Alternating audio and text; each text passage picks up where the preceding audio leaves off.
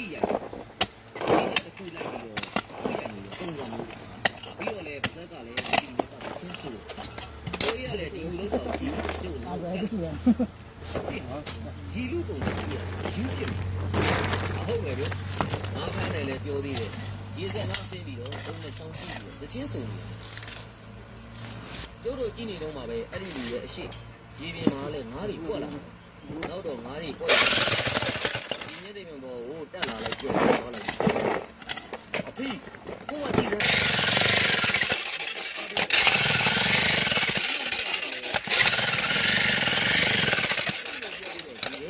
ထိုးလိုက်နေတော့နှစ်ကောင်လောက်တက်ခဲ့စမ်းငါးနှစ်ကောင်လည်းတက်လာတယ်လောက်ရှိနေပေါ့လေဟုတ်ဘိုးတော်လေးနဲ့မိတော်ကလည်းလိုက်ဖက်ကြတာဒါနဲ့ပဲကျုပ်တို့၄ယောက်လည်းတယောက်ကိုငါးကောင်ကိုရသွားတယ်အဲ့ဒီလူကလည်းငါးလေးကိုကြည့်ပြီးတော့ငါးလေးမင်းတို့တော့လို့အဲ့ဒီလိုပြောပြီးတော့သူ့လက်ထဲကဒုံးနဲ့ချောင်းကိုရေထဲကိုပြစ်ချလိုက်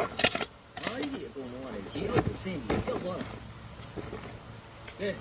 အဲ့လိုတော့ဆိုရင်ဟင်းသားရလောက်လို့ချုပ်သွားပြီလို့အဲ့ဒီလူကနှဲ့ချသွားလို့ကိုအေးကလည်းအဲ့ဒီလူရဲ့လက်ကိုပြေးဆွဲဟောငါကြီးကဒီတော့နေပြီဒီကမသိဘူး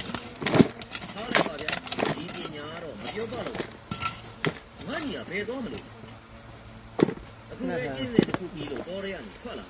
ဘယ်သွားမလဲဆိုတာတော့ခြေဦးတရားဒါဆိုရင်ငါကြီးအကူကခမင်းဖိတ်ကျွေးပြအခုအိမ်လိုက်ခဲ့အဲ့ဒီလူကလည်းတစ်ချက်စဉ်းစားတယ်နောက်တော့မှခေါင်းကြီးလိုက်တော့လဲလက်ထက်ကငါ့ကိုကုပြစ်ပေါ်ချလိုက်ပြီးတော့ဥပဒါနာကိုကတ်လိုက်ဥပသူပြောတာဟုတ်ရဲ့အေးငါအကဲခတ်ပုံရတော့စုံနေ